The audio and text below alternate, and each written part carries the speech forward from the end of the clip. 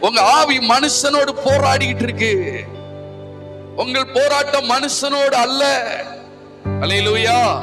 அந்த போராட்டத்தை விட்டுருங்க. இவனாலதான் எனக்கு பிரச்சனை, இவனாலதான் பிரச்சனை, அந்த எண்ணங்களை விட்டுருங்க. உங்க ஆவி தேவனோடு உறவாட உறவாட நீங்கள் கழுகளை போல செட்டைகளை அடித்து உயர எழுப்பிட்டே இருப்பீங்க. ஆமென் சொல்லுங்க. உங்களை பிடிச்சு இழுக்கணும்னா ஒருத்தனாலே முடியாது. ஏன்னா நீங்க எங்க பறந்துட்டு இருக்கீங்க? கண்மலைக்கு மேல பறந்துட்டு இருக்கீங்க. ஆமென் சொல்லுங்க. ஹல்லேலூயா. உங்களை பறக்க வைக்கிறது கர்த்தர். இவனுக்குள்ள என்ன பயம் வந்துச்சு? ஐயோ அவனுக்கு பேர் வந்துச்சு, நம்முடைய ஃபீல்ட்ல போயிருவோம்.